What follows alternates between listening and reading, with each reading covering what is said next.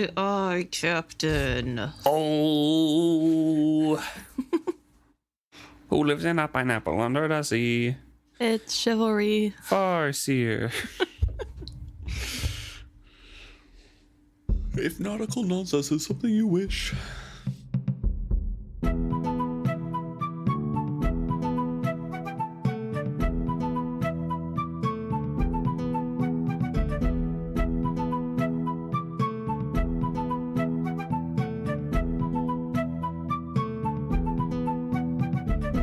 Welcome back to another episode of Is Fitz Happy? I'm Luke. And I'm Emma. And this week we're discussing chapter 27, The City. And we're back and not as sick as before. So. Yeah. We can actually talk and not sound horrendous. Like we're croaking or something, you know? Right. All right. So the epigraph for this chapter is talking about the old trade road. And just kind of the history of that and how it's known in the Mountain Kingdom.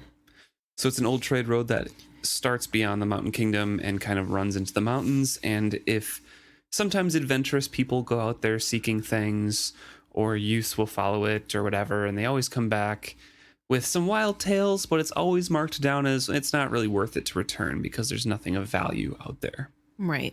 Which I found really interesting because it specifically says in here, it's not recorded anywhere that anyone has ever been impressed enough to make a return trip to the road's end. And one thing I found really interesting about that is the Mountain Kingdom is very pragmatic in what they deem interesting or worth visiting or anything like that. So right. A bunch of ruins and, you know, statues maybe, and this road are not very noteworthy because no animals go by it. Fair. But I do find it odd because at least they talk about, like, potentially these people have been to Kelsingra. Yeah, tall tales of ruined cities and steaming valleys. Yes, and that's interesting just because we know that there is treasure, super valuable treasure in Kelsingra, although maybe by this time all of it's been, well, not all of it because we know there is still some, but like most of it has been picked clean and you have to go pretty deep in the city to find anything now. Yeah, it's fairly buried and you kind of have to, at least within the Rainwild Chronicles, they kind of have to live through the lives to find these secret areas where they have, you know, that skill glove made out of dragon skin or, you know, things like that. And I guess the traders, whenever they are there, I mean, they kind of have the run of the city and they're there for a while with the purpose of living there. Yep. So they're going in every nook and cranny. They find clothes, which probably if you're looking for valuable things, you're not going to just pick up clothes. Right. You're probably going to go for like jewels. So to be fair, like probably the interesting stuff is gone at this point. But another thing that stuck out to me is that this road starts near Blue Lake, which is in Faro. I checked the map.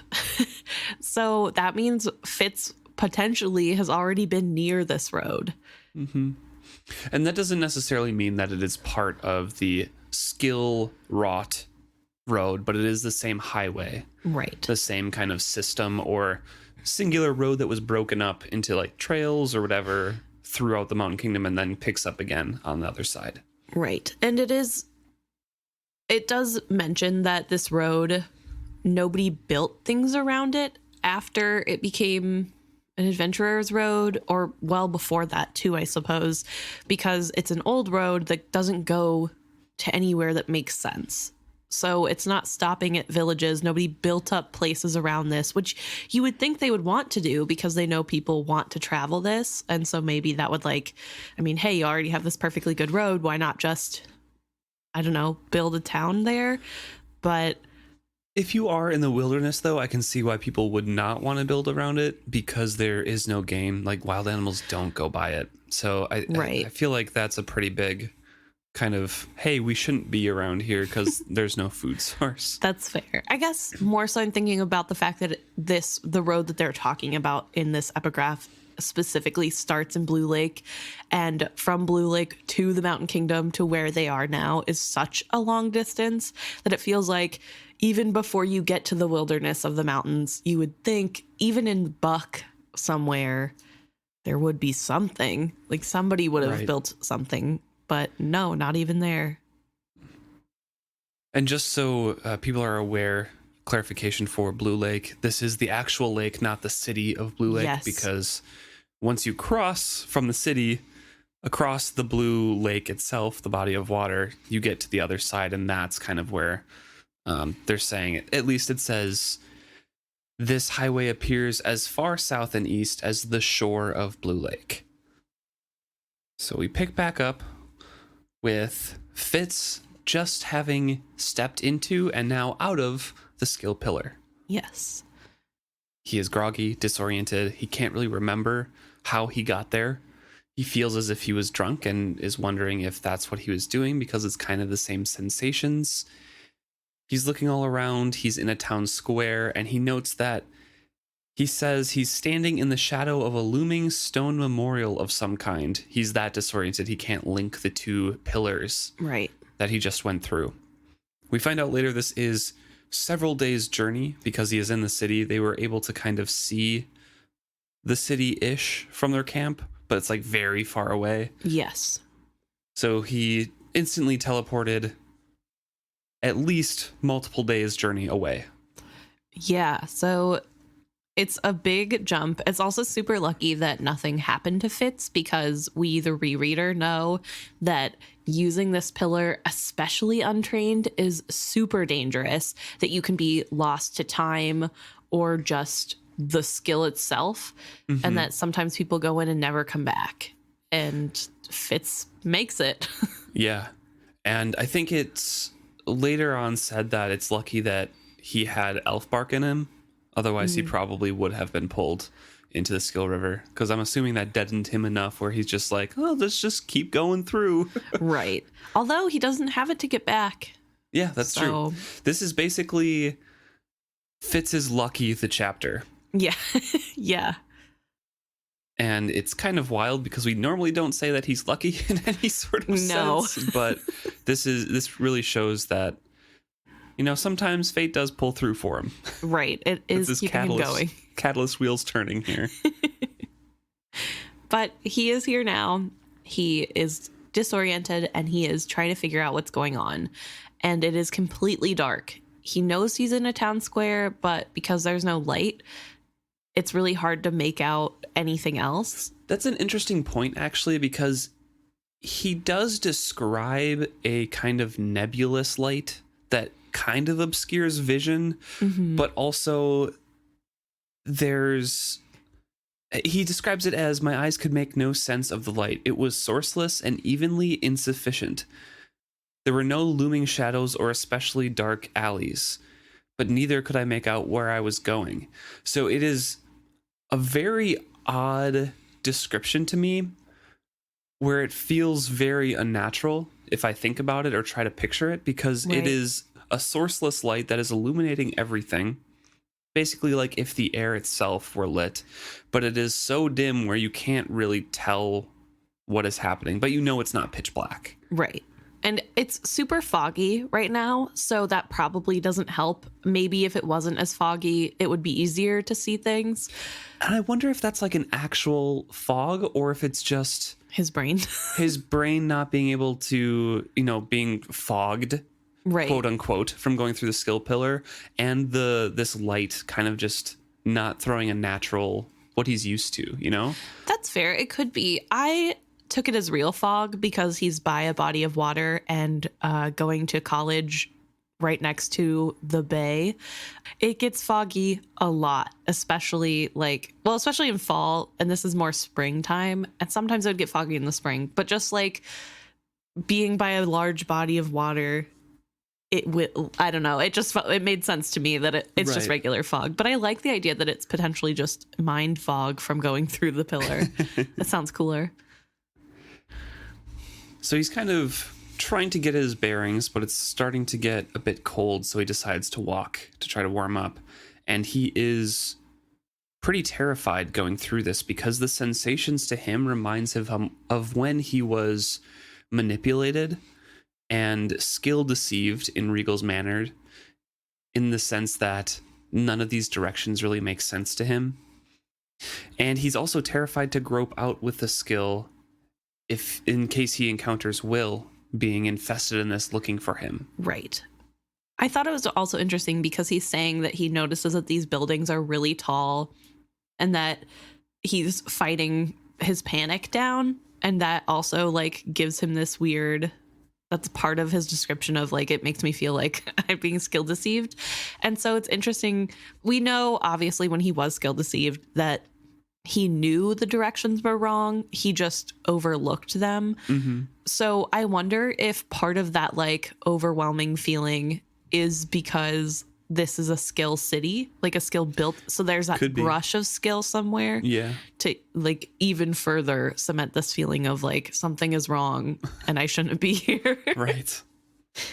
Although I don't know, I'd probably be pretty freaked out if I transported to a random city. And didn't know how you got there. Yeah. Yeah. I think so. I think I would too, especially with a city that is completely dead.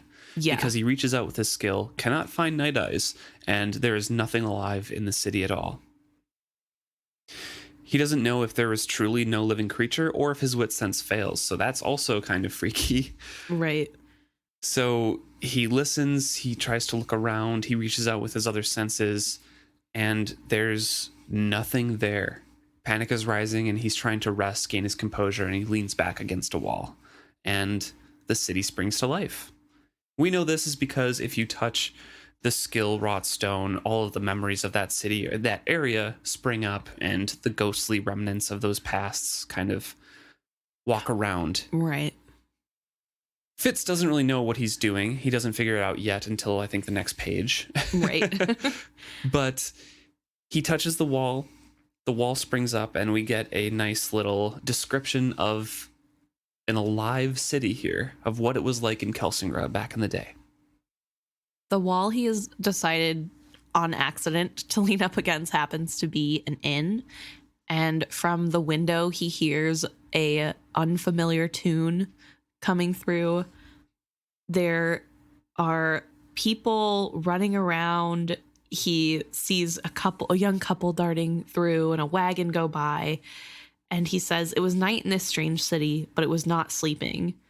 I lifted my eyes to the impossible heights of their strangely spired buildings and saw lights burning in the upper stories. In the distance, a man called loudly to someone." It's just this moment in time, and it's real. It's it's just a strange sensation of maybe I'm going crazy for Fitz, and his heart is hammering. He feels like something's wrong. What's going on? He steps away from the wall eventually, and it all goes still again. Before I move on, I do want to point out the strangely spired buildings, because that description is I think it's in the dream that he shared with Verity when Verity was getting his skill hands, which is something I do want to come back to once we talk more about Kelsingra here. Yes. Because we had a big debate about whether Kelsingra was the city or not. Right. That Skill River it appeared in. There'll be more in this chapter that kind of hints one way or the other, but it's still up in the air completely. So we'll talk about it more later. But I just wanted to point that out. There are large, strange, spired buildings and peaks in this city.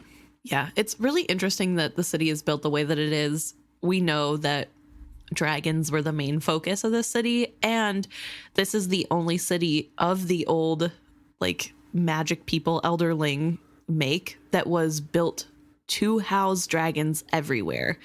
I think it's mentioned in the Rainwild Chronicles? Yes, in the Rainwild Chronicles that whenever I can't think of his name. The Red Dragon's keeper. He's Rapskull? Dumb. Yes, Rapskull. He's dumb, is what you're going to say. He is described as being a little bit obtuse. Anyway, poor Rapskull. Rapskull says that they loved the dragons the most at Kelsingra, and that everywhere else also liked dragons, that they built specific areas for dragons, but this is the only one that was like, this is the dragon city. Right. So I wonder if all the spires is just so they have a better view of the sky to look out for dragons better or something. That's what I was kind of thinking too, is just more, they built very wide and broad at the base, but then they go very high to look out in the skies. Yeah. Which pretty cool. Yeah. Sounds pretty cool. So he steps away from the wall. In that instant, the whole city goes dark again, and he starts walking. He thinks that the weather is a little bit milder here than it had been on the road above, but that's probably because he's sheltered.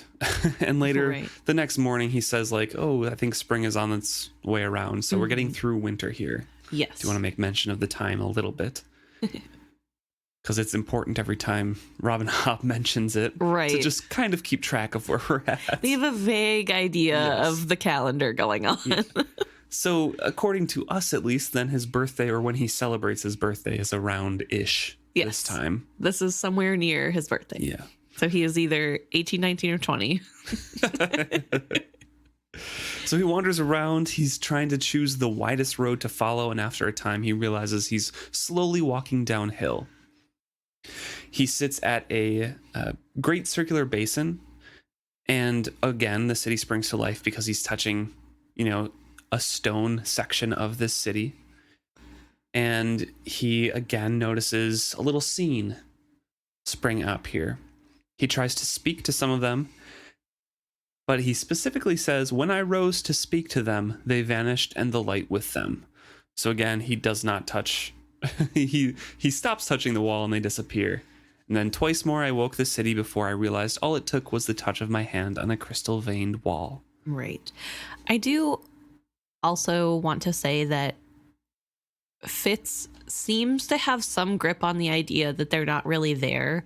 When he sits on the basin of the fountain, he says it's a dry, dusty basin that this horse is getting water from. So clearly there's like the two layers of reality fighting with each other, and Fitz can see underneath it, but at least the first time it felt like he was putting more emphasis into only seeing the first layer, whereas now it's like, oh, something's weird. Which is what I thought it was described as, and I'm more solidified in my idea of it, that is just kind of overlaid, and if you believe in it more, like Rapskill does, even though that's a more intimate kind of, let me show you like my full memories of this one person kind of thing. Right, that was a little weird. Live in the lives. I feel like it is overlaid, and if you know that it's fake, you can see the underlying thing, but it's kind of like a shimmering haze of beautiful lights that are making up the rest of the history scene, the past. Very hologram-esque. Yes. But I also did want to point out that the women that Fitz tries to talk to, it talked about their clothing, and they wore long, straight garments that hung softly from their shoulders and fluttered about their calves as they walked. And that sounds suspiciously like the clothes that are found later in the Rainwild Chronicles that all the Dragon Keepers wear. And I thought it was really cool that whether or not it was on purpose, and this isn't the exact same description.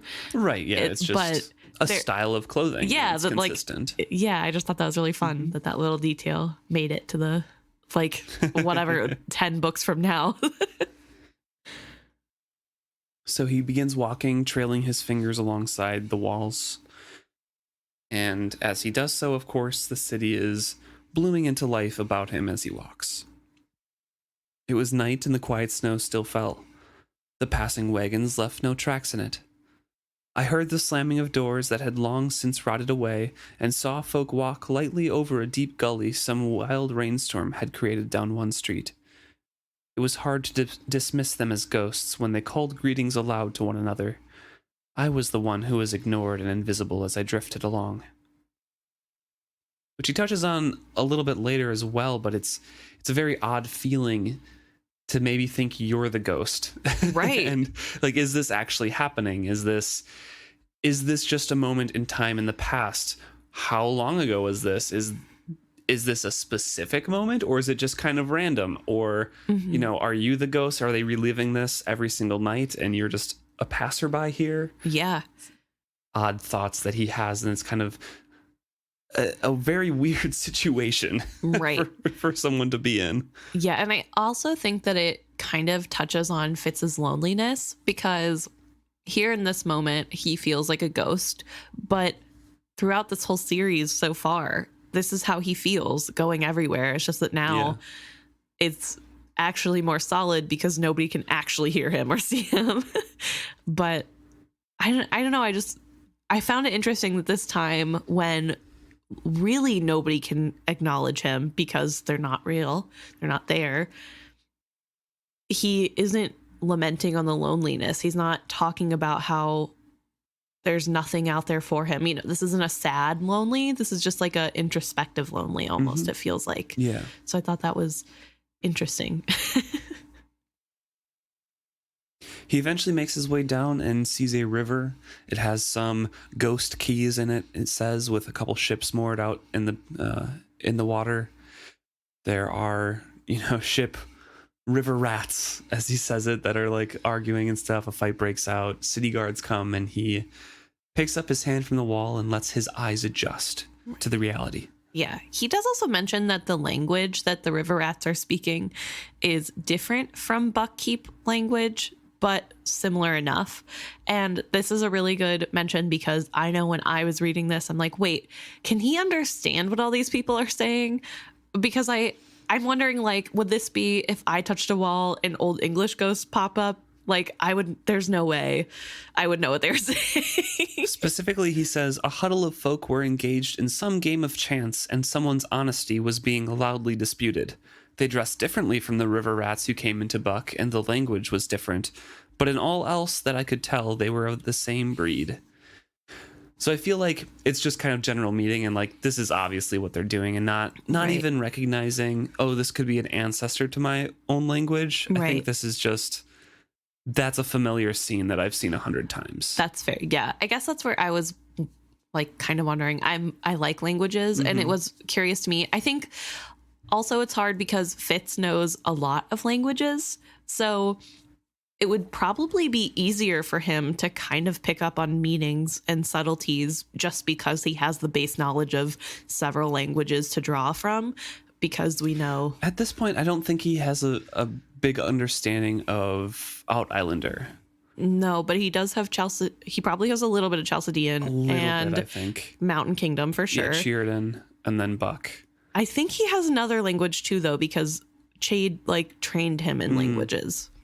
Maybe. I always remember the other stories. He always has to like learn the language before going in, kind of thing. So I guess I'm just thinking, because next series he talks about how Out Island language is hard for him, but he did learn it.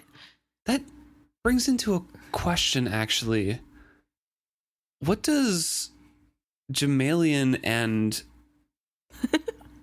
like what, the Rainwild people, what do they speak?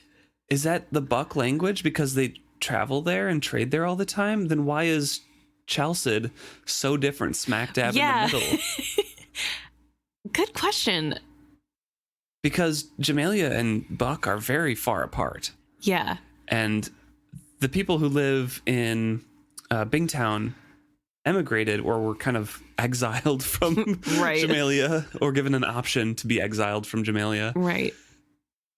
From that faraway place. So I don't know if it's ever mentioned. Well, I mean, if you think about it, there are a lot of like European countries that have English-esque roots in their ancestors. So like, and then there's like Russia, which is not anywhere close. Right, like romantic languages versus like, I don't know what guttural language. I don't know. But like, yeah. So I think, I don't know. It's weird, but it kind of could happen maybe. But yeah, I guess what are they speaking? Because Sawsbeard, what's his name? Wintro? Yes. Wintro. Sawsbeard. Anytime I think of him, that's it's a little catchphrase. Sawsbeard. Doesn't Wintro have to learn a different language for the monastery or something? I'm not sure. I'm making that literally detail. Like a chapter and a half. Yeah, that's true. And then all he does is pine after it later, but we don't like hear any more details, so I'm not sure. I don't remember. We'll have to keep an eye out for that too. Yeah, and it doesn't really ever. No, hold on. I'm vaguely remember Lord Golden speaking with Jack. Yes, but Jack is from Buck originally. I don't remember. I didn't think she was. Because I feel like, or maybe... I don't know. We'll have to, I don't know. We shouldn't speculate on it. We're just kind of blanking on it. So we'll figure it out later. But if you guys know, please let us know as well. We're just kind of curious about it right now. Yeah. Well, of course, we'll get to it, but... Get to it pretty soon. Yeah, I know. Ooh. Anyway. Just another 14 chapters or something. We're getting there. So he turns back to the river. He's looking at this place, and it is... He says something in the general configuration of the land tugged at my memory.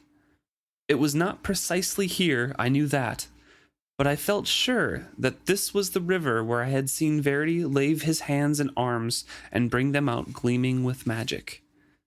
Cautiously, I walked over broken paving stones right down to the edge of the river.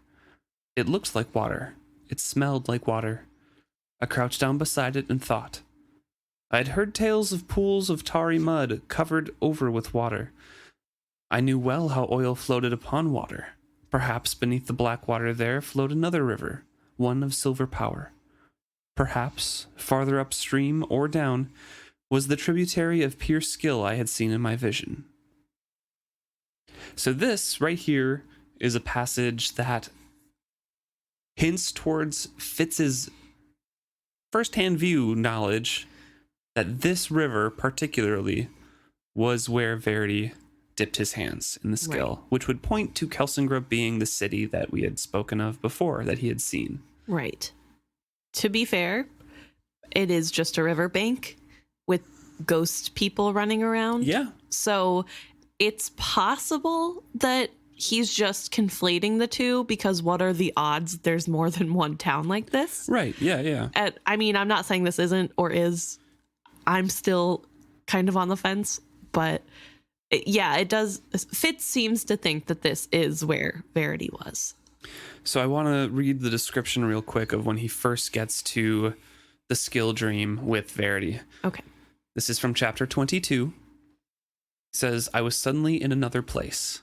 It was a city in the sense that folk dwelt there in great number, but the folk were unlike any I had ever seen, nor had I ever seen such dwellings. The buildings soared and spiraled to airy heights. The stone of the walls seemed to have flowed into their forms.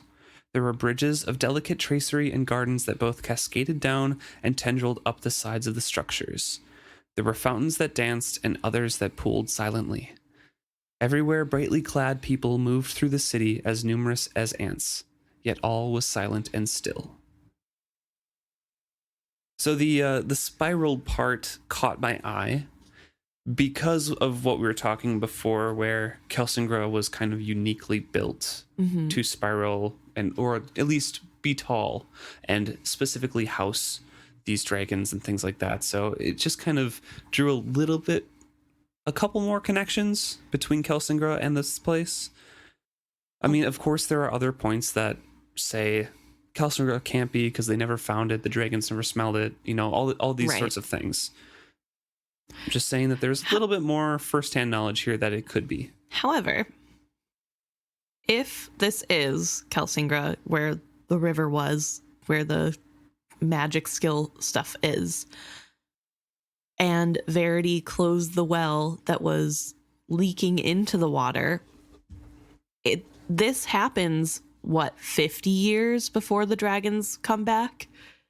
Not quite 50, no. You don't think... Well, how old? It's 15 between now and the Tawny Man trilogy, and at the end of the Tawny Man trilogy is when Icefire is released, right? Mm-hmm. At the end of Live Ship, that's true. It's Tintagula and the cocoons. So these dragons have been hatching in between then, so it's probably 10 to 15 years, I would say. The hatching dragons can't fly. Right. So, I know they're yeah. sitting in the sitting in the rain wilds for a while, but it's around the timeline ish. Right. I would say 15 years, give or take 5. Okay. Well, see, I was thinking more final trilogy, where I'm like, well, of course they're not going to smell. Right. Yeah, that is 40 years later. Yeah. So I was like, that makes sense. But I guess maybe there should be some trace. I don't know. It's really hard to understand what this is.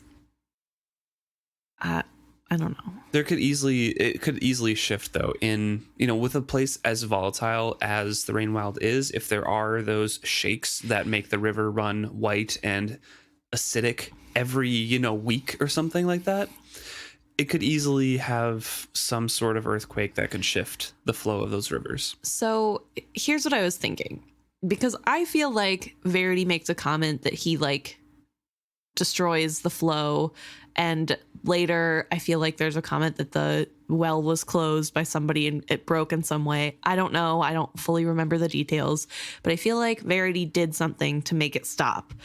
And I don't know if there's any mention of when the shakes happened and when the water, it's always been bad in the Rainwilds, but I was wondering if maybe the white is part skill. I think that's that's kind of, it's somewhat hinted at, but we don't know that for sure. But that's what I kind of assumed, is it's not like pure skill, but it's kind of like a diluted form that just burns people. Yeah, and just eats away at your boats and things like that. And that's why the wizard wood can withstand it, because it is dragons. Right. And I was thinking about this. We know that Fitz and Verity can handle touching pure skill, but it seems like the Elderlings couldn't. So right, yeah, they cannot. Maybe this is you have to be a person who is skilled and highly skilled at using the skill, right, to where you can withstand touching it. Whereas all these poor people that may or may not even have the skill can't withstand it, so it is just acid to them. Yeah, definitely. We've talked about that before as well, where the Elderlings seem to have a different capability than skilled users, and specifically skill users are seen very oddly to the Elderlings, because skill users can heal the deformities in Elderlings and things like that. Things that only dragons can do, according to them. So it's a very different and must be a new iteration of magic upon the world in the realm of the Elderlings, because presumably they would have seen in their memories things from Kelsingra with skilled users before. It does beg the question if in this world, to fill the void of dragons, something akin to the dragons had to be put into the world, so humans with the power of the dragons were born in some weird way. I don't know how that works, bloodline or whatever. Maybe somebody got experimented on and procreated. I don't know. Fitz doesn't have the full courage of Verity to plunge his arms in, but he does just feel the top of the water, and it's icy cold and everything, and he draws back. And he's thinking in his head here, I had seen how his immersion in the magic had tried his will. I was no match for it. He had marched alone up on the skill road while my mind darted back to that puzzle. When had I left the skill road and my companions? Perhaps I never had. Perhaps all this was a dream. And he pats his hand with the cold water on his face. He scratches so hard that it hurts. And he's like, can I dream this pain? So he's still extremely fogged in his head. He doesn't know how he got here. He's still confused on the memories leading up to going through the skill pillar. So even though he was extremely lucky going through it and ending up at a safe place and not at the bottom of an ocean or anything like that, he is still extremely befuddled and bewildered and confused. Well, to be fair, he doesn't know transportation exists. Right. And it would be really hard to figure out what the heck just happened. You wouldn't immediately be like, oh, I magically transported here. You'd be like, how, what? It makes sense to me. But I do want to have one more tangent, just a quick little aside. I'm sitting here thinking about how when Fitz is watching Verity go through whatever town he is, whether it's Kelsingra or a different town, he mentions all the ghosts, but that there's no sound. And Verity doesn't seem to be touching the walls to make them appear. So 2 quick questions. 1, do you think Fitz could see the skill ghost because he was in a skill form himself? Or is Verity strong enough to where the skill didn't need to be touched by his hand. He could just feel them there with his raw skill talent. Possibly both. I don't know. Yeah. That's something to ask Robin Hobb, I guess. I suppose. I also don't like that Fitz couldn't hear the sound and now he can, because I'm wondering, like, what's up with that? I don't know. The only difference is that he was physically there this time instead of not the last time. So that's true. His ghost ears don't work unless it's skill talk. Probably. Although, wouldn't these people be talking through skill? I don't know. It doesn't make sense to me. Whatever. That was my quick aside because I couldn't stop thinking about it. He decides to retrace his steps then, to try to go back to where he came from. And as he's trying to do this, he is thinking about what I had brought up before, that introspection of what is actually happening here. I wondered when all these folks had been here. Did I view the events of a night 100 years ago? Had I come here another night, would I view the same events played out or see a different night from the city's history? Or did these shades of folk perceive themselves as living now? Was I an odd, cold shadow that crept through their lives? I forced myself to stop wondering about things I had no answer to.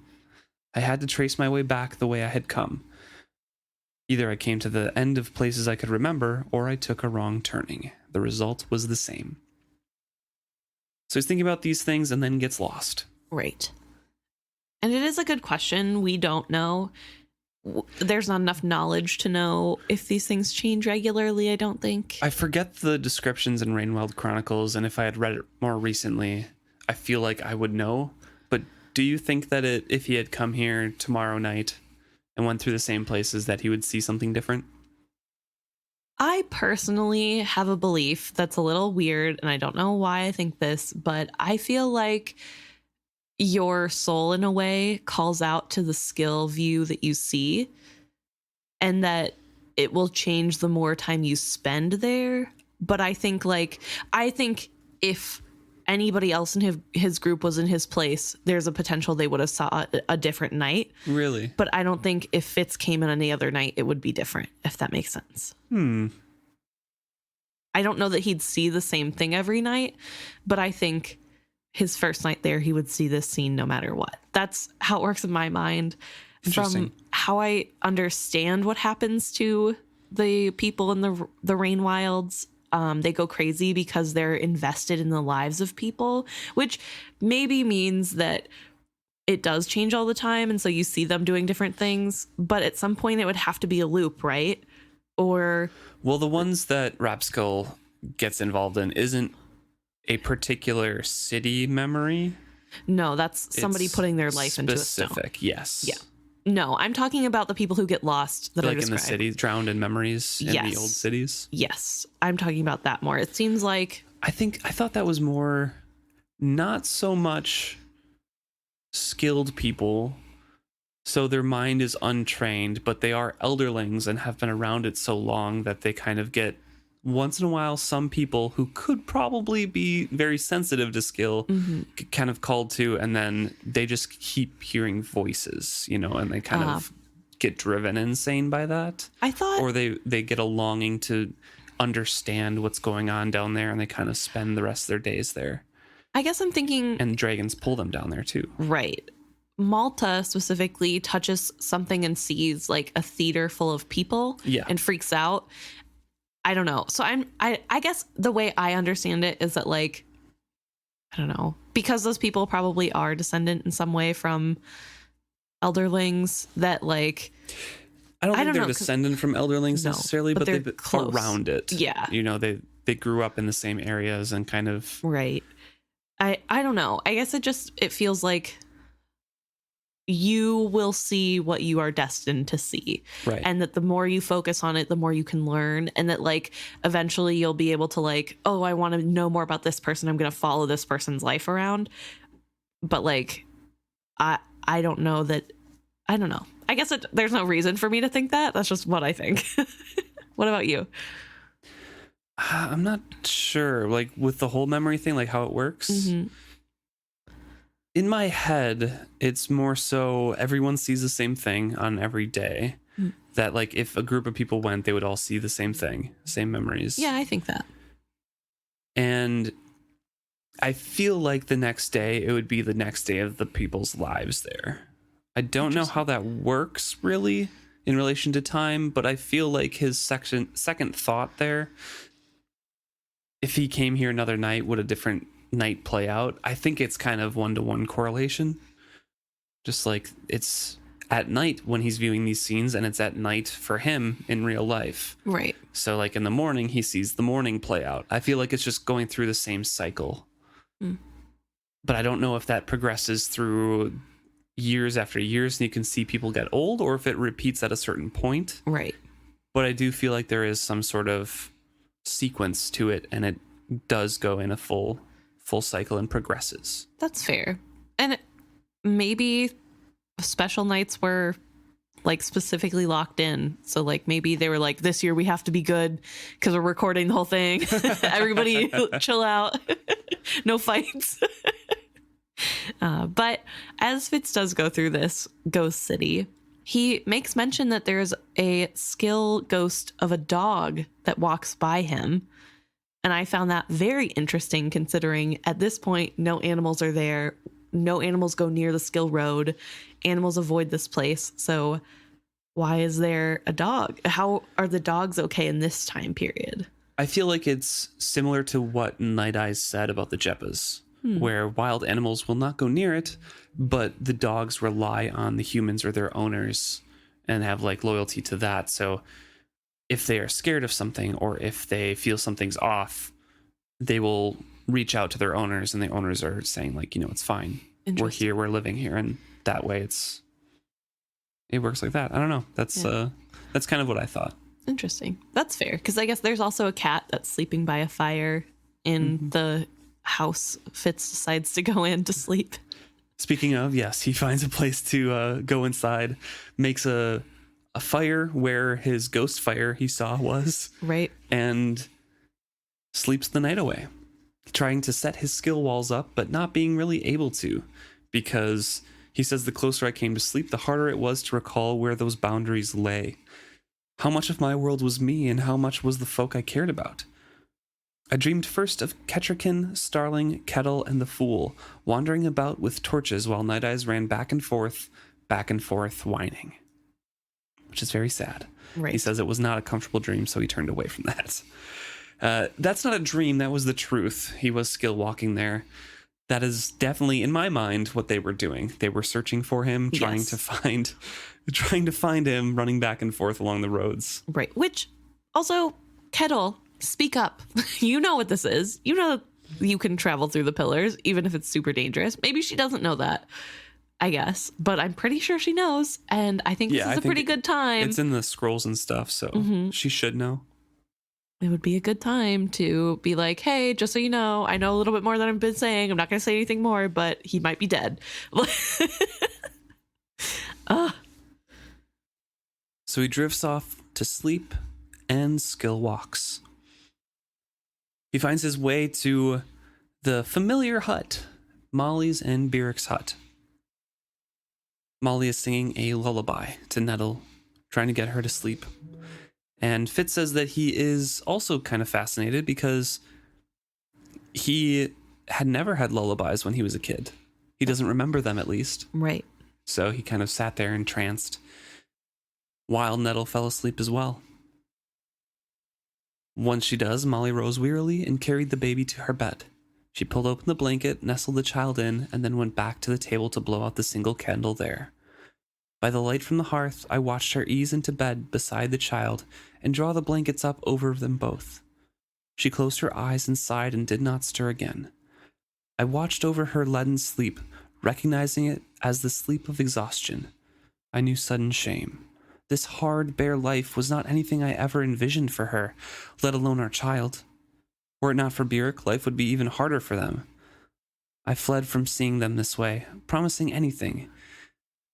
myself things will get better. Somehow I will make things better for them when I return. So again, turning away from uncomfortableness and straight into Chade's bedroom. And he is with a lady. Yes, he is. They pick up where Chade is looking over the map again and kind of planning for the future. Yes. And scheming like he does. Yes, but this time with a woman who is in the nude, and Fitz says wears her nakedness like an armor. She is older, so probably... Well, we can't speculate. That's the only description. Yeah, it just says she's older, and I mean, Fitz is a teenager, so older could mean 30, older could mean 50. Who knows? True. He says, she was not young, and long ago a sword had left its tracks down her ribs. She was still breathtaking in a formidable female way. Fitz likes those strong women, you know? Yeah. Find out later she is a mercenary. We don't ever get a name. And it's just kind of a plot point to give us information, basically, that Rob and Hobb provides here. Yes.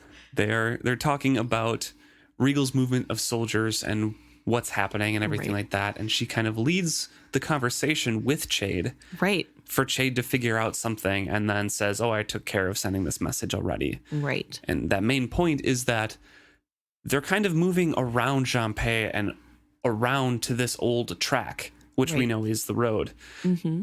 So they're bypassing a lot of this stuff, and there's no real reason for it, except that Chade asks, like, hey, why would they be doing this? And she's like, well, you're the master at this, so you tell me. But they could be, poisoning the wells. They could be arranging an assassination attempt on King Ayad, anything like this. Right. They're going around the other side. Mm-hmm. And because the wars that are being fought by Regal are in random little places. Mm-hmm. So it's lives lost, or lives risked at least, for what seems to be nothing except this opening. And we know that this opening is more so that they can go build their own dragon. This is for the skilled ones. This has nothing to do with the Mountain Kingdom anymore. This is to chase after Verity. Yes. Make sure he's dead, and then hopefully gain a weapon or an ally for themselves. Yes. And Chade doesn't know that, so he's concerned about the war itself and the kingdom itself. Right. And Fitz doesn't know either, so he also is under the impression that obviously they are going to attack. First of all, coming after them. He thinks they're coming after a group to get them, but also that probably they are going to attack King Ayad. Mm-hmm. So it's this interesting thing. But I really like that this chapter, Chade, who is this all-knowing figure that we've never really seen. I mean, he has questions and he always kind of hypothesizes, but it always feels like he at least knows the answer or knows most of the answer. And in this moment, we get to see him a little bit more, I would say, vulnerable, where he doesn't know the answer and he is stumped. And this woman comes along and does what he usually does to Fitz and gives him the answer without giving him the answer. It's a preview that we see for the Tawny Man trilogy, where he and Fitz are more of on an even footing and they kind of plan together. Because we don't see that in this book, but the next trilogy, yeah, we do, definitely. Right. And they kind of are more equals, even though Fitz kind of still longs for that, mentor mentee role. Right, which he hated the whole time he had it, and then as soon as he doesn't have it anymore, he's like, oh. Isn't that with true of everyone though? Yeah, I suppose when you're a kid you do want to I wish I was an adult, and then you start paying bills and you're like, not as cool. I can eat whatever I want. I gotta do dishes. Yeah, I gotta cook. I have to pick out the food. No, but it is, I think this scene also makes me curious of how good of a assassin Chade can be if he's not holed up in the wall, because he's kind of a chatterbox. And I don't know. I mean, I feel like he doesn't exactly keep his accomplishments to himself for a lot of things he probably should. He is still very secretive and does have secrets that he won't tell anybody, but we see this, and that with his two children's parents, he at least shared enough so that they know who he is. I don't know. Chade. He just likes to brag, So then he, meaning Fitz, wakes up. He is in his room, his broken down building that he crawled into. And he decides to head off again, trying to, find his way back. said, I had expected the daylight would vanquish the phantom denizens of the city. Instead, the light seemed to make them stronger. Black stone with quartz-like veins had been used widely in constructing the city, and I had but to touch any piece of it to see the city's life awaken around me. But even when I touched nothing, I still seemed to catch glimpses of folk, to hear the murmur of their chatter, and sense the tumult of their passage. And I remember that, reading that again right now, I remember that places that were more heavily frequented had more memories stored in them, and you didn't really need to recall them by touching the stone at all to have them spring upon you. But places that were a little bit less dense, touch it, then the memories come up. Right. So with Verity's dream, it could be in one of those very, very heavily frequented areas.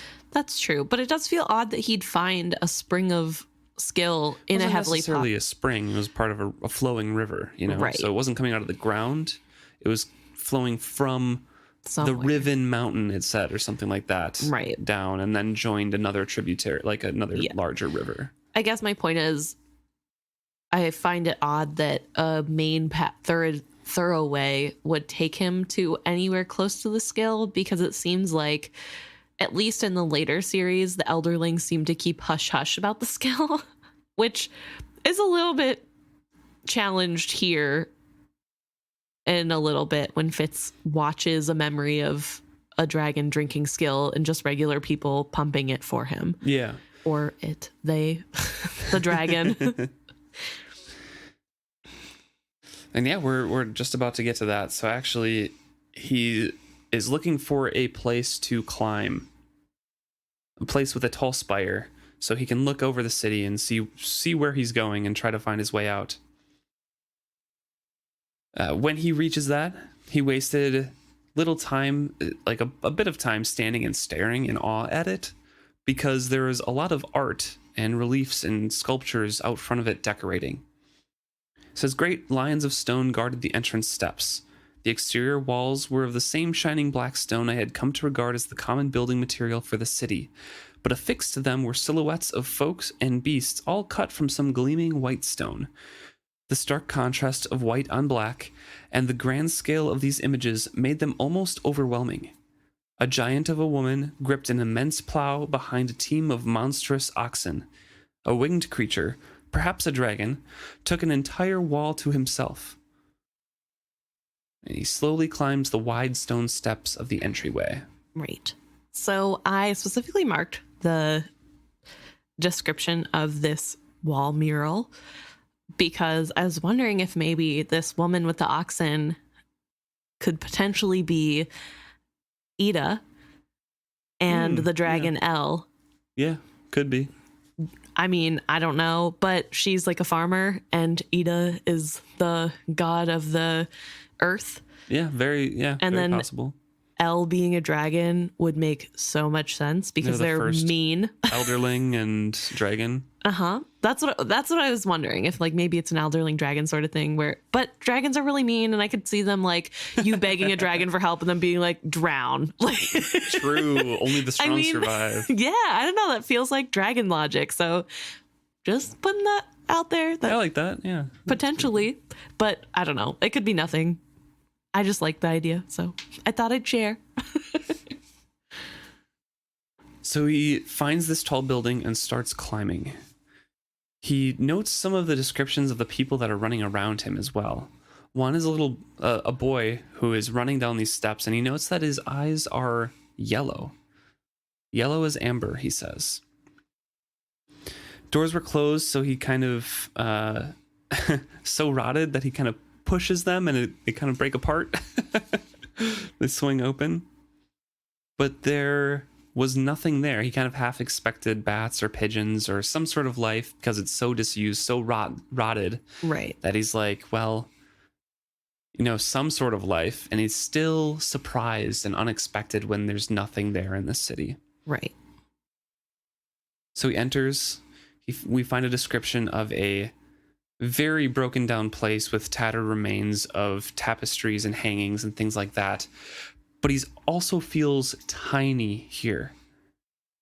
as the description said before, he was climbing up wide stone steps to the entryway. And we'll know later, like Emma already said in this episode, this whole city was built for dragons.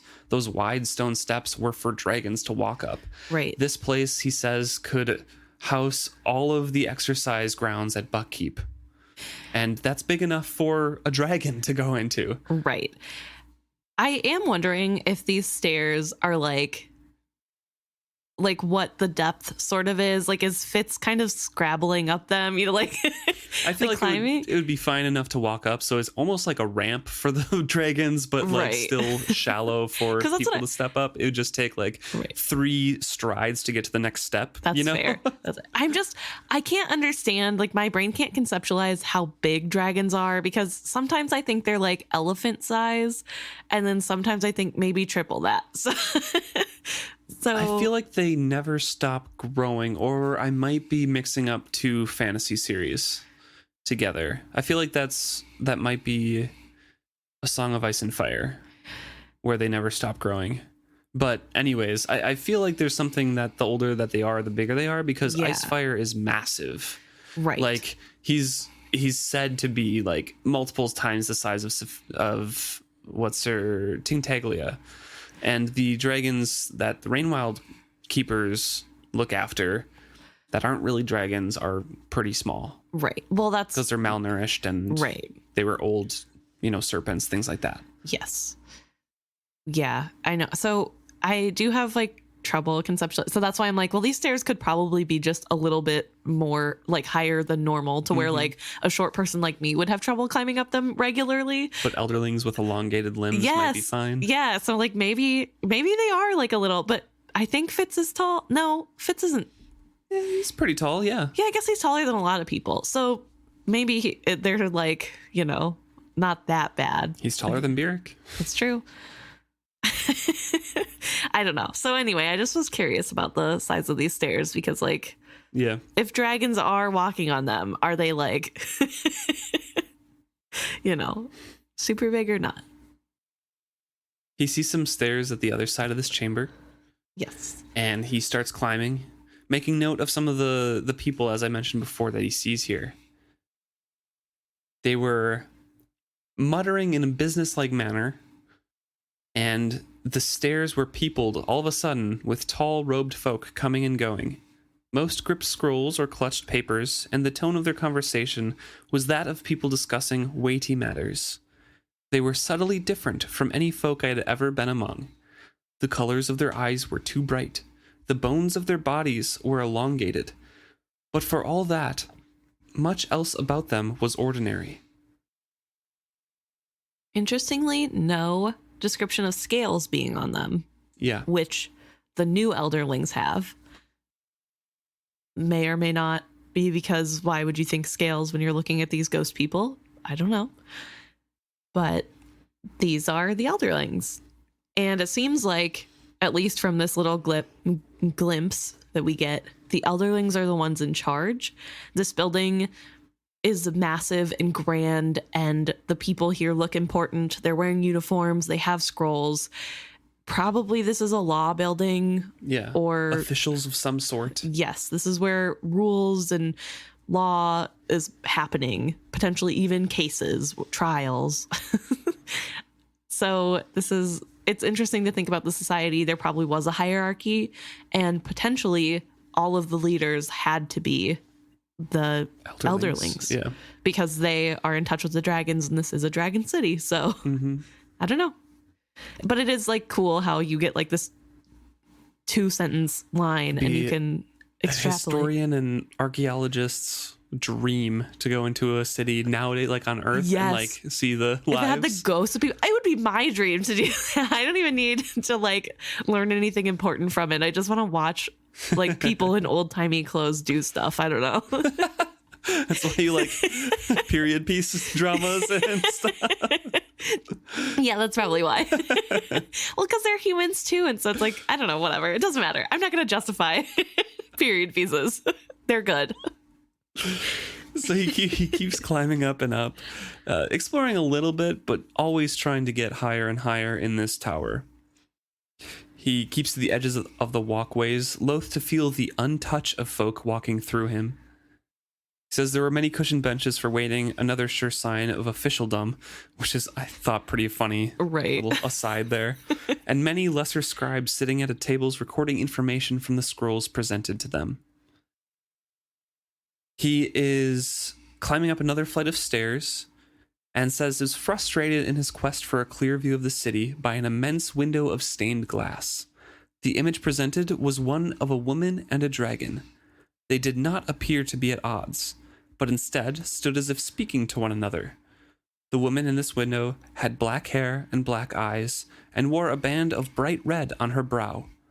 She carried something in her left hand, but whether it was a weapon or wand of office, I could not tell. The immense dragon wore a jeweled collar, but nothing else in its stance or demeanor suggested domestication. And this is a misconception that the people who study dragons have, is that these are domestic animals, that the dragons are pets for humans. Yeah, or the humans were pets for dragons. Right, and it's more of just a matching of wills. Yep. They were equals or just two species of animals. Yeah. That had to get along. But this is another woman and a dragon. I'm just saying. Seemingly a little bit different than the one outdoors, though. Well, right, because she's not. I initially thought they might be the same, but my two theories are, one of my theories is I like what you said with Ida and Elle on the outside there. But the second theory I have is these were the founders of this city. Mm-hmm. The woman was originally a farmer or something like that. Right. And, the dragon in all its splendor out there praising it. And then this stained glass is what they became. Mm-hmm. Just like equals, has a red band around her forehead, and the dragon has a collar. They are equals in their eyes and raised to some sort of platform because they are well dressed. Right. The collar of jewels on the dragon and official looking garments on the woman. Right. So that was my thoughts initially. But I do like the Ida and Elle thing. Yeah. I do also wish that we got the color of the dragon to see if this is like an elderling and her dragon, or if this is an elderling with like communicating with a different dragon. Like if this is a black dragon because she has black features, like is there, I don't know. I don't know how to say what I'm trying to say. I feel like at Kilsingro they wouldn't do different dragons. They would match them up. I feel like. Because you have your allegiance to your dragon. Yeah, and also dragons are jealous. Like, why? Right. Fair. You don't want to start a fight between the dragons. The dragons we know are jealous, and they are... Icefire kind of does the same That's thing, fair. You're right. I think even more arrogant, to be honest, than the other ones. Fair. Yeah, because he hasn't spent too much time with humans. Yeah. Which we find out is bad for them, too. Anyway. So he gets to this floor here, this huge open chamber. It's substantially smaller than the main floor, but it has tall, narrow windows of clear glass alternating with stretches of wall ornately decorated with friezes of battles and agrarian scenes. He's drawn to the artwork, but resolutely directed my steps to another staircase. This was not broad, but was spiraling stair that I hoped led up to the tower I had glimpsed from outside the building. The city spirits seemed less numerous here. The climb was steeper and longer than I had expected it to be. I opened both my coat and my shirt before I reached the top. The winding steps were lit at intervals by windows scarce wider than arrow slits. At one, a young woman stood staring out over the city, an air of hopelessness in her lavender eyes. She seemed so real I found myself begging her pardon as I stepped around her. She paid no heed, of course. Again, I had the eerie feeling that I was the ghost here. I think it's really interesting that we have this lonely ghost woman who is hopeless on the stairs.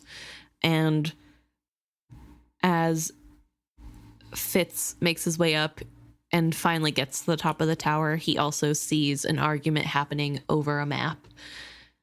And it's interesting that this is what he's seeing. And I feel like maybe this is part of why my brain went to like, you're seeing what your soul is calling to, because I have a feeling that this has something to do with the end of Elderling times. And I don't know. We don't know like what happened, or we know it's mostly seemingly natural disaster, but we don't know if, you know, this was like brought on by something specific. And so maybe they had a little bit of warning, but didn't do enough. And so we're wiped out. Or, you know, I don't know. It's really hard to tell. So I'm wondering if this arguing is something like that. And it's happening that Fitz sees it because he is also going through his own end of time, so to speak. Yeah, maybe. I don't know. Just a thought. On the way up to this map room, though, he does note that all the doors he's passing are locked, and people who lock doors behind them expect to return someday. So it seems very odd, and who knows what's behind him. Right. But yes, he reaches this map room here. Subdued, the windows here, the thick glass, streaked and filthy, subdued the winter sunlight flooding into the room through them, making it at once lit and gloomy. One of the windows was shattered and lay in shards both within and without the chamber. There was a narrow parapet that ran around the outside of this tower as well. And a great round table was partially collapsed in the center of the room. 2 men and 3 women, all armed with pointers, were gesturing at where the table had once dominated the chamber, discussing something. One of the men seemed quite angry. So his main point in coming up to this tower was to look out over the city, which he does. He's trying to get the lay of the land. He sees on the south side a wide river valley spread out before him. In the far distance was an edging of dark blue hills that held up the pale winter sky. The river wound, a fat lazy snake, through the near part of the valley. In the distance I could see other towns on the river. Beyond the river was a wide green valley thickly treed or populated with tiny farmsteads, which blinked in and out of existence when I shook my head to clear my eyes of ghosts. I saw a wide black bridge across the river and the road continuing on beyond it. I wondered where it led briefly.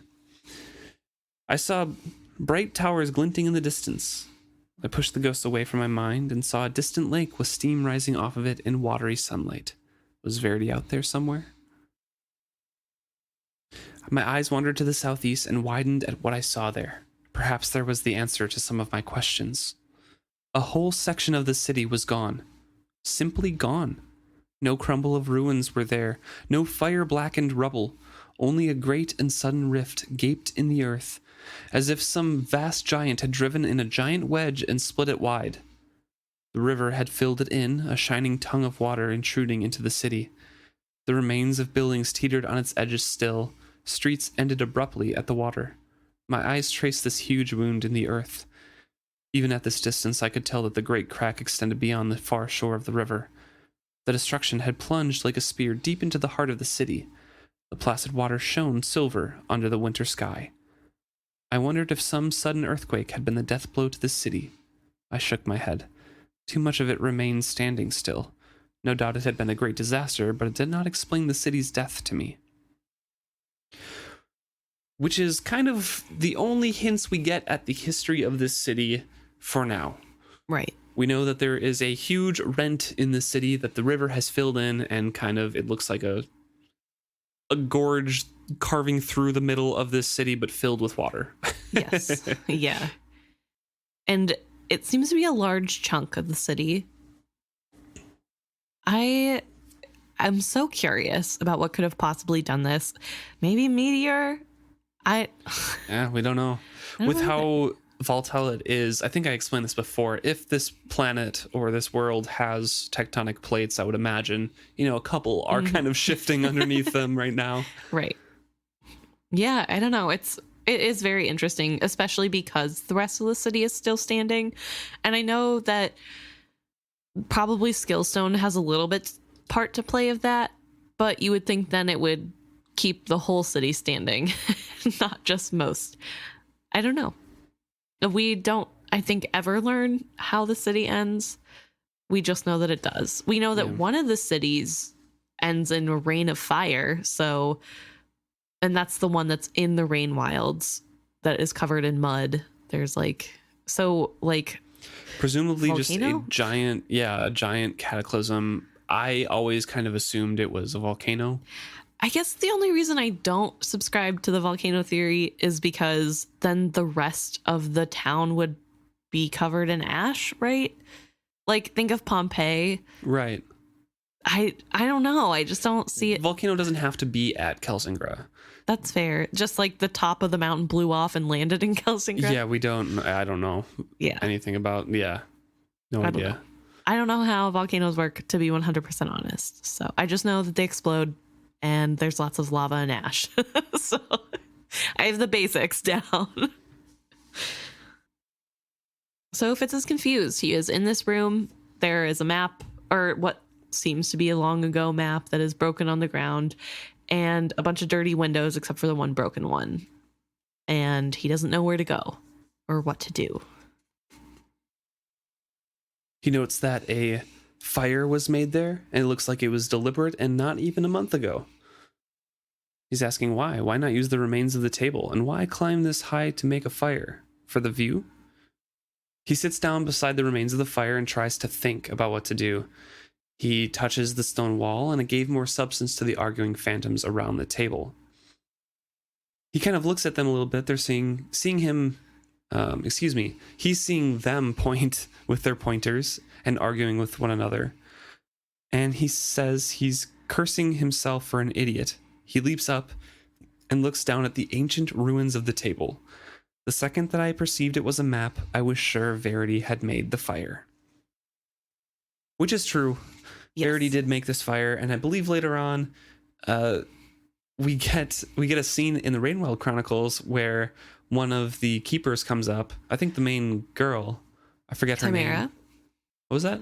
Timera, yes. I believe she's the one that comes up. I thought it was Rapskull, but it could be Timera. I think it was Timera because we mostly get her point of view. We don't get Rapskull. Right. And we see like the remains of the fire and everything like that. Yeah. So. Whenever that happened, I was like, oh, I know why. I know what that is. So he notes that this is a sculpted 3D map that was on this table.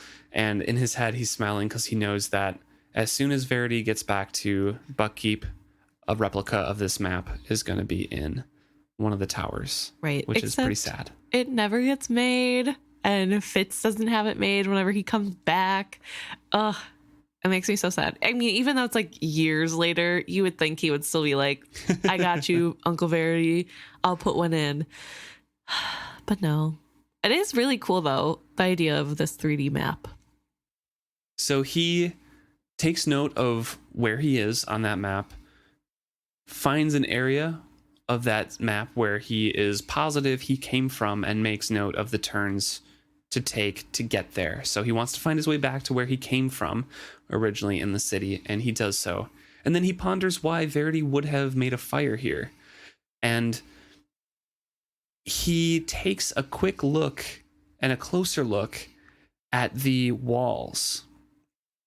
Wonder overtook me. I put my hand on the cold white stone, then peered out of the dirty window beside it. My fingers traced the river I could see in the distance, then found the smooth track of the road that crossed it. The view of each window was represented by the panel beside it.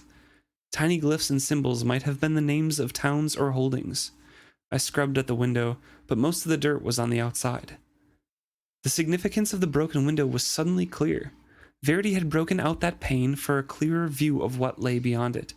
And then he had kindled that fire and used a burnt stick to copy something, probably to the map that he had been carrying since Buckkeep. But what?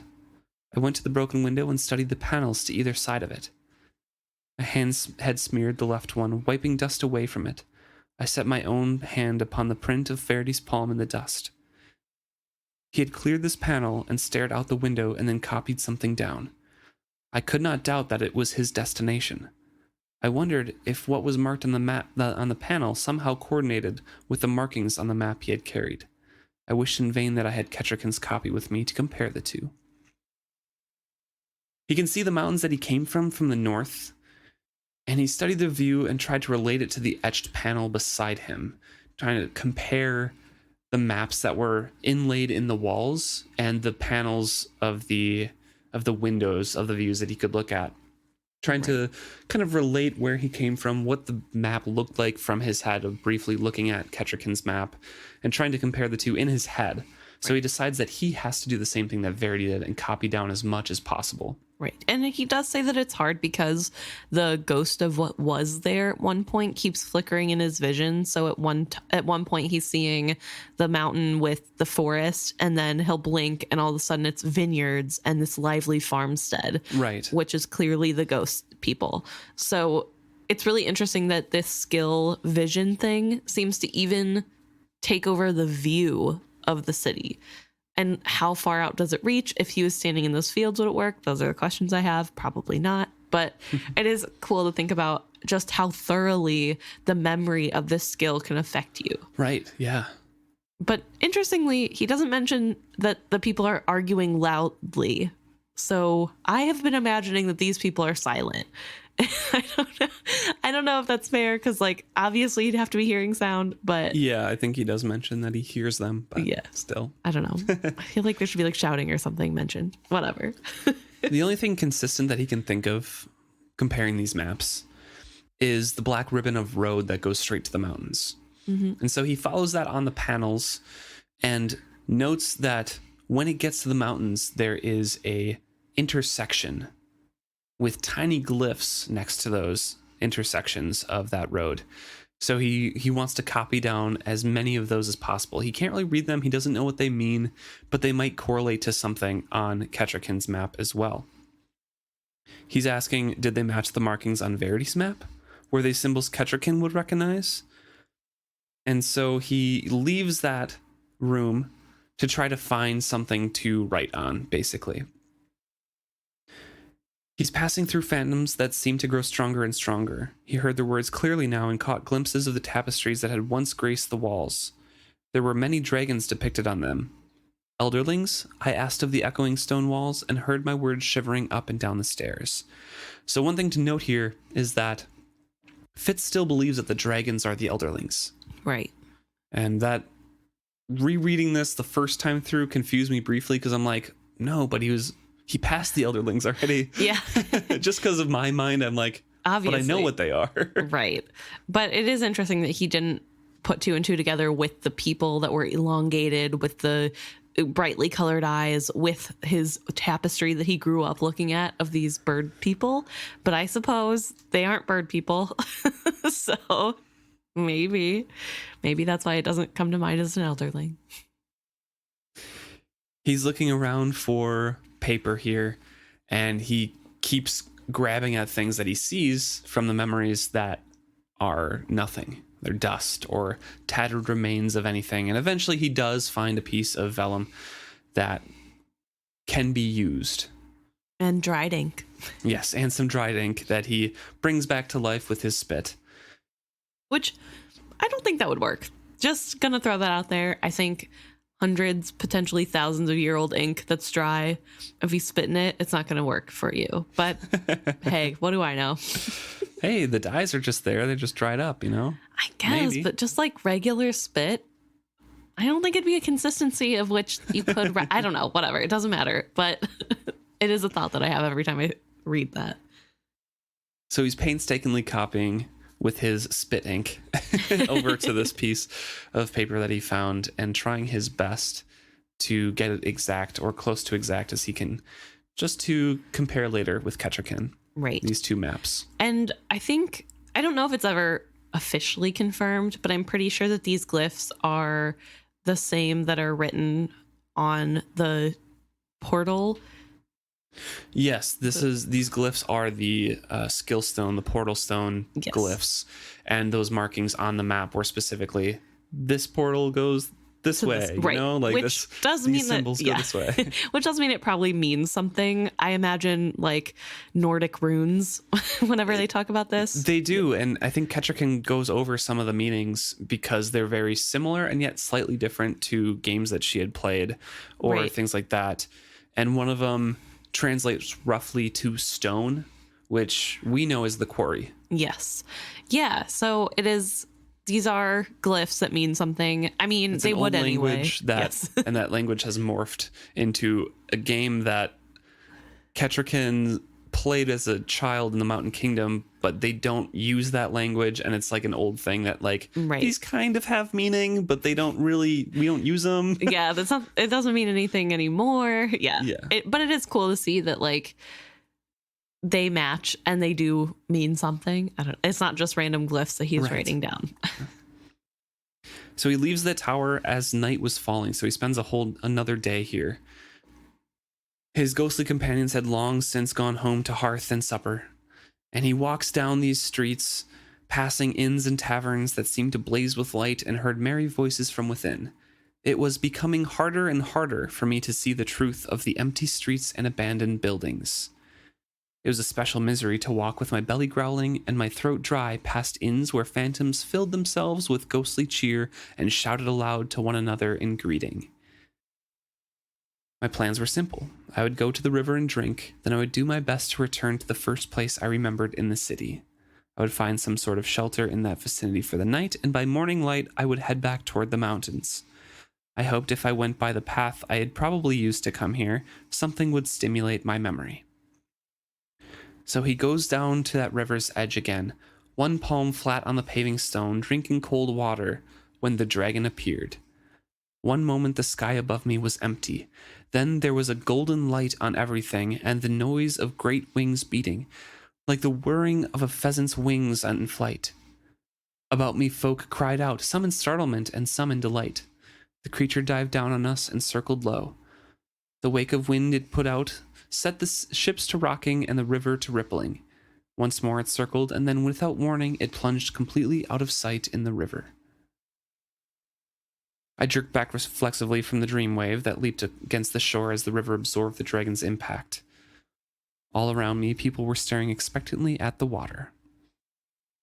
So he notes that this dragon walks out of the water, walks up the street, and goes to the center well area where people start hauling buckets of pure silver magic so the dragon can drink from it. Right. And he also mentions he's describing this dragon very favorably. He's like, oh, a lizard or rodent or something, like snake, that has nothing on a dragon. They're beautiful and graceful and majestic and amazing. Closer to a bird. Yes. And I thought it was very interesting because it kind of feels like even the memory of this dragon's glamour is affecting Fitz. Like he's falling for the glamour itself. So I found that to be kind of interesting. But again, there's this mention that the skill is there. It's being dumped in buckets. And Fitz, like, I don't know, he sees it happening. It feels weird to know that anybody could just give buckets of silver to the dragons when, like I said earlier, the later books, they talk about how secret his skill is. And that the dragons would just drink it. He's amazed by that particularly. He is, yeah. No.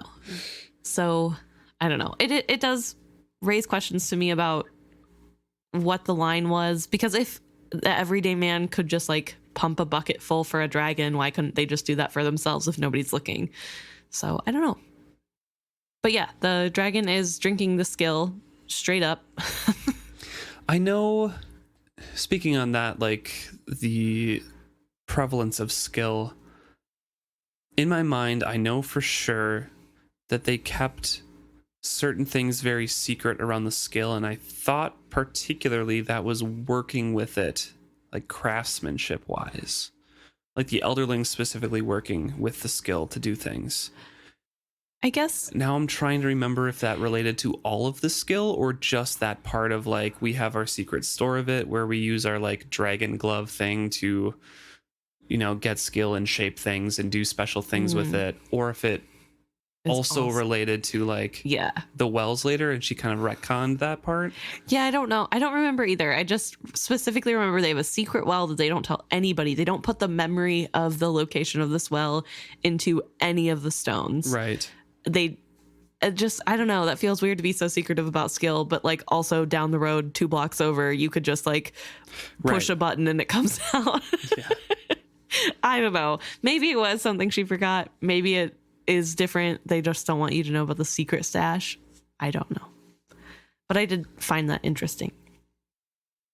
Throughout this whole scene, he does call it Elderling and describes it as like the Elderling gracefully bowed its head and drank of this water, or the skill and everything like that.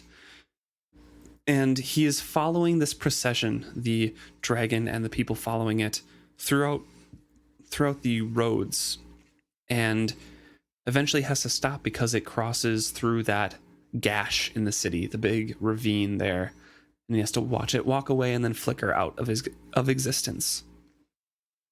He turns and walks slowly away, wondering where the Elderling had been bound and for what purpose. I shuddered again as I recalled how it had drunk down the silver gleaming power. He retraces his steps to the river and then recalls once again his memorized path back to where he first appeared in the city, or remembers appearing in the city. Right. He heads there and he halts because he recognizes this was the plaza where he had been kneeling in the snow the night before. There, that pillar standing at its center. I recalled some sort of monument or sculpture looming over me. I walked toward it. It was made of the same ubiquitous black stone veined with gleaming crystal. To my weary eyes, it seemed to gleam brighter with the same mysterious unlight the other structures gave off. The faint shining outlined on its side glyphs cut deep into its surface. I walked slowly around it. Some, I was sure, were familiar and perhaps twin to those I had copied earlier in the day. Was this then some sort of guidepost, labeled with destinations according to compass headings? I reached out a hand to trace one of the familiar glyphs. Again, luck. Luck that he touched that glyph. Right. Because the night bends around him. A wave of vertigo swept over me. I clutched at the column for support, but somehow missed it and went stumbling forward. My outstretched hands found nothing, and I fell face forward into crusted snow and ice. For a time, I just lay there, my cheek against the icy road, blinking my useless eyes at the blackness of the night. Then a warm, solid weight hit me. My brother! Nighteyes greeted me joyously. He thrust his cold nose into my face and pawed at my head to rouse me. I knew you would come back. I knew it! And so we get a nice little reunion there. Yes. But Fitz was gone for like a day and a half. Yeah. Or maybe a full 24 hours, I guess. Night to night, yeah. Yeah. Yeah, and he had quite the adventure without anybody else. I think this, like, stopping in Kelsingra always messes up my time line of the book because I know that he's in Kelsingra alone. So my brain, whenever I try to remember the events of the books, wants to put this on his journey to Regal because he's alone in that part of the book. But obviously that's not where it goes. So I always get confused whenever I think about this chapter. But it is really interesting to see for the first time Elderlings, dragons, the city, and it's kind of sad because I don't think we get any more Kelsingra. I think the next time we get to have anything to do with Elderling cities, it is next the Tawny Man trilogy, yeah. or Rainwilds. Well, next. Oh, just to do with Elderling cities in general. Yeah. Yeah, as Levjal, I guess, technically. And also the Rainwild, city, but that's not the Rainwild Chronicles. Oh, you the mean next Live Ship Traders? Yes, Live Ship Traders. Okay. Thank you. I could not think of the name of it, but it is not the Rainwild. Yeah. Yeah, that's true. Yeah, he was lucky. He was lucky to make it to Kelsingra and not die. He was lucky to not lose himself. He was lucky to find his way back to the plaza. He was lucky to find the exact place that Verity found. Yeah. And find a map. And he was lucky to survive the trip back through the pillar. Yeah. But he got lots of good information. Able to compare this map that he made with Kettrikin's map, as I said before. And, they kind of have something to go off a little bit. A little scrap of something. A better made map, I guess? Or just more detailed? It's different. I remember next chapter. Well, of course, we'll discuss it next episode, but they're different scales, first of all, so it's hard to compare them. But there are empty places on Kettrikin's map because hers is so old where there should be markings of what the destinations are. And I think the runes that he transcribes kind of fills that in. Right. So It's a little bit something to go off of. And I think that's why they decide to head towards the stone / the quarry, because one of the markings is the city. One of them is like the broken down path. And then there's that third way towards the quarry. Right. Yeah. It's definitely interesting. I think the mention that the stone pillar that leads Fitz back to the group is slightly glowing will be a callback a little bit to how last chapter the stone pillar was slightly glowing when he touched it. Yeah. And I wonder, again, if it's like a lamppost, it's supposed to glow so you can like see what you're touching for the people who are supposed to know how to use it so they know where they're going. But yeah, it's really interesting. I guess I didn't think about the fact that Fitz spent several hours writing down glyphs, because whenever he's like, some of these glyphs looked familiar on the pillar, my mind was like, oh, I wonder if any of them go back to Buckkeep. Because there's the fighting stone or whatever they call it.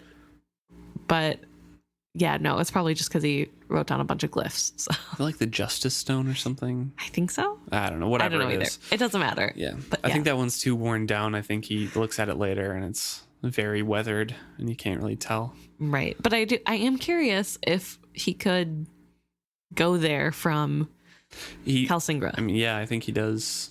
Oh, maybe. But not all of them connect together. No. So, yeah, that's why I was like, yeah, maybe, but no. I don't know. Well, thank you for joining in. If you have any ideas for us, or if you want to let us know on, again, your opinions on whether it was Kelsingra that the River of Skill was in or not, please let us know. It is fitzhappy@gmail.com, or message us on any of our social medias on Instagram, Facebook, or Twitter. You can find all of those links and more on our website, isfitzhappy.com. Thank you so much for tuning in. And remember, there was sand mentioned before and only snow this time.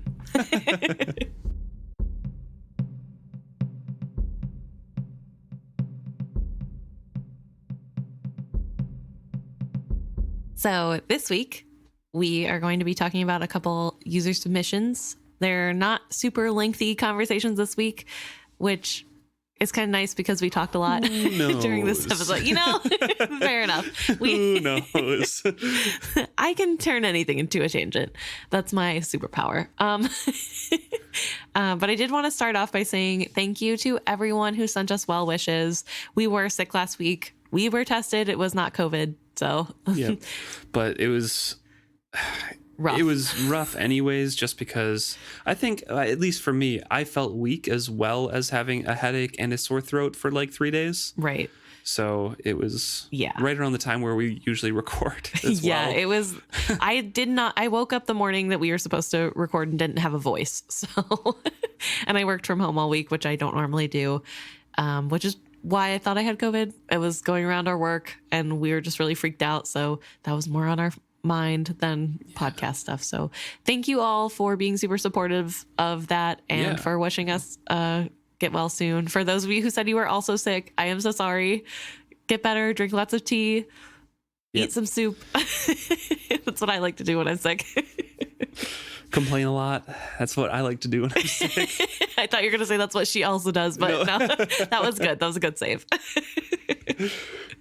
But yeah, so thank you guys so much for that. We really appreciate seeing you guys being supportive of us, especially when we have to not post. We felt really bad about that. So thank you. And now onto some of the fun stuff you guys talked to us about. First, I just wanted to say shout out to Kate, a listener who sent us a picture of her Nighteyes tattoo. Yeah. Very cool. Loved it. Kate also talked about how they think that Hap should have a rendition of the Six Wise Men to Jean-Pé and end it with Fitz. Yeah, add in the Fitz verse, basically. Yeah, which would be very cool. And I would love to see Hap get to write about his dad that way. And so thank you, Kate, for writing that in. We also had a really good topical this chapter email sent in from Ellen talking about the lions that are in front of the big building that's like the diplomatic building. Yeah, that map tower building. Yes. And just a fun little aside of Why do they know what How does lions Fitz are? know what lions are? Yes, like where are lions in this world? Which super good question. I did not think about that when I was reading through it. I was just like, my thoughts are mountain lions. oh, Fitz would know about mountain lions, and also potentially, this is kind of far-fetched, but potentially the inner duchies could have lions with how deserty. yes, That's with how okay. arid it is there. That's kind of a stretch, but it's potential. Well, do lions live in the desert or No, it's not like full desert there either, but it is very scrubby, like kind of, right? you know, it's arid, but not like Yeah. full on dunes, you know? Yeah, I know what you mean. So yeah. There's a couple oases, you know, here and there. So potentially there are lions. I would Yeah. also say I would think more lions go in Chalced, if anything. I don't know why. I don't think it's described as like the I savannas. think it's like a wasteland, you know? Is that what I you're just thinking? want it to be a wasteland because I hate Chalced.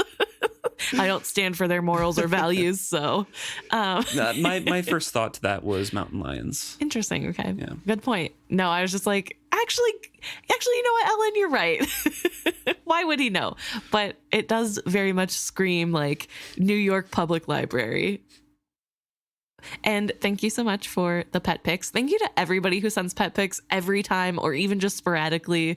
I never get tired of seeing them. So even if I don't say it in the email or the DM, I love seeing the pic and I am so happy that you sent them to me. We also had a quick thing from Gnome, a quick email asking about the flower that Fitz thinks he can bring back to Molly from the skill vision on the road when he runs away from Kettle and almost tumbles into the ravine. He's chasing after this boy who is hawking these flowers out. And Emma made a comment of like, how does he think he could bring that back Right, like to Molly? Molly is super far Is away. he completely deluded? Like, what's going on? Yes. And so Gnome puts out the theory that perhaps this beacon, the pillar that lets you travel far distances in a short amount of time, that sentiment That memory that this Yes. is transportation. is built in. So it feels sort of like an airport terminal more so than a crossroad. I can get anywhere I want to go, so I can Yes. bring this to Molly easily because it's in the back of his mind that he can travel. Yes. And I thought that was such a cool idea that the skill road, because it does affect you and you do think you're in the time, that potentially you have little memories that even if you can't acknowledge them or you don't fully know them, they're still affecting how you act in the moment. Yeah, because otherwise, if you take that completely out, it's like Fitz is a child with a big red button there and he has to press it. Right. So why else would he be touching the pillars, and why else would he go back and like trace the rune on the pillar? And, you know, we could equate everything that he did, like this last chapter was completely luck based. You know, he touched the pillar, he got to the right rune. He touched the pillar in the city, he got back to the right pillar on the road. Or it could be that memory instilled Right. of like, you have to touch these to travel kind of thing. Right. I And don't it's know. in the back of his mind. But I love that theory. And I especially love the idea that this is like an airport terminal. That also made me giggle. So thank you for that theory. Really enjoyed it. And finally, we got a message from a listener named Allison on Instagram. And they were asking about one of the earlier episodes where we talk about how Fitz's dog-like tendencies probably comes about because he bonded so young to dogs and a wolf that of course he's going to act more canine. It seems like that would make him more so. And in my head, I still don't know if this is like a chicken or an egg kind of situation where like, was he drawn to dogs because he is so singularly loyal to people and latches on just like a dog has a tendency to do? Or is he singularly loyal and attaches to one person because he was bonded with a dog? Right. I don't know. But We don't know. either way, that's what we were talking about. Yes. And so Allison is asking, since we know that Burek is pretty strong in the wit and has the wit, why didn't he notice sooner that Fitz had the wit and that he was bonding with animals, which I thought was a really good question. Luke, do you want to answer your thoughts first? Yeah, I mean, we had a small discussion of this before recording here, so I know what you're going to bring up, and I'll comment on that a little bit later, so we can have kind of rehash the same conversation we had. But my initial thoughts were that if he did notice it, he put it out of his mind instantly, because how could Chivalry's son have the wit? Such a disgusting thing. He's already so ashamed of himself and so guilty for having it and bringing it probably around, Fitz himself, right. Chivalry's son, that he's like, there's no way Fitz could have it. It's not possible.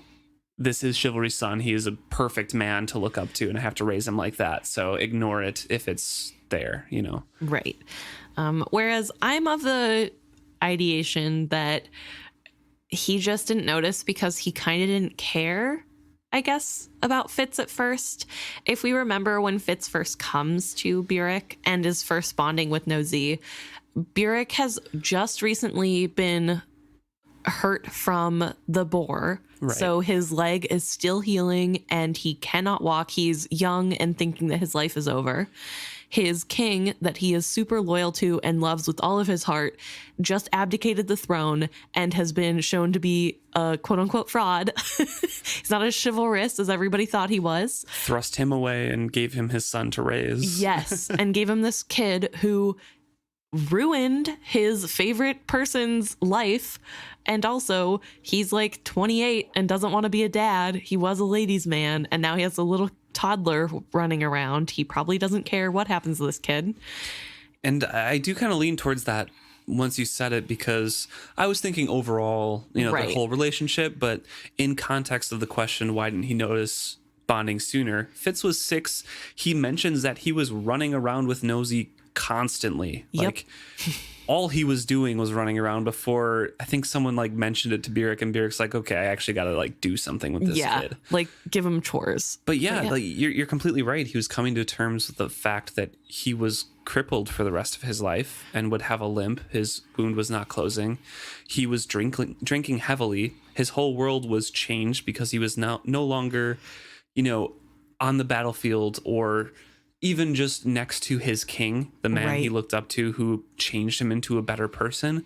He was just stuck in the stables with a 6-year-old kid who he didn't want around. Right. Who looks just like the king who forsake right. him. So yeah, there's a lot going on in Burek's life to where I kind of feel like he didn't care. I mean, not that he doesn't care later and that he doesn't grow to love Fitz, but I don't think it's fair to think that he would immediately love Fitz as his own. He wasn't prepared for it, so he probably was more focused on himself than Fitz. Right. Because to him, it was just another puppy, basically, to raise. That's the approach that he took for his whole life. But initially, even more so, I bet, because Fitz seemed to be getting along fine. Yeah. He wasn't asking for help or needing anything, so he thought quiet, things were fine. Running around, he wasn't fussing, and on out top of sight, of that, out of mind. Yeah, on top of that, we have Burek who hates the wit and who is blocking himself from the wit as hard as he can. So I think the low level of wit that Fitz is participating in at first would be really easy to go under the radar of somebody who is trying very hard not to notice wit. Right. Yeah. So. Yeah, but it's a good question to bring up because it is an important part of Burek's character. Yeah. So thank you for reaching out and asking about it. Yeah, especially so that we could put up our differences because I feel like we pretty often disagree. I lean but in a nice way. I lean towards what you said. Yeah. After you mentioned it, kind of, but I think it does blend in a little bit. Right. To him what forcefully. You said too. Yeah. Yeah. No, definitely. But it is really interesting. I don't know. I guess there are a lot of things that we agree on, but it's funny the things that we end up disagreeing on, I think. Because one of us will be really adamant about the thing and the other will be like, maybe. So anyway, thank you so much for bringing your questions forward and also for giving us things to talk about and sending us love. We always appreciate everything that we get to hear from you guys and the thoughts that you bring us. And real quick before we go, I just wanted to pose a little theory I had that doesn't really fit in with anything that we're reading right now. So I thought that it might be good to put it here. So if you're still listening this far, you could have a theory to think on. But I was scrolling through social media the other day and I found a little art piece that was talking about different herbs in a witch's cabinet, you know, the usual. And I saw, the reason I stopped on it is because it had nettle as one of the things. I was like, oh, cute. And then I noticed that one of the herbs that they listed was Molly, spelled Moly. But Molly is a ancient Greek myth herb, and it is used in the epic Odysseus when he is on Circe's island. And it Odyssey, right? Odyssey. Yes. Yes. Thank you. But Odysseus is person. Yeah. Yes. Odysseus is on Circe's island and he is given the Molly flower as like some type of powder, or I don't know. He's given the flower in some form and he takes it to prevent him being turned into a pig like all of Circe's other victims. So I thought that was really interesting. That I don't know if it's on purpose. I think it'd be fun to think that maybe Molly is also named after a flower / herb. But yeah, I just wanted to put that forward into the universe, see if you guys had any thoughts. And I don't know. I just thought it was fun. So thank you guys for listening, and we will see you guys next week.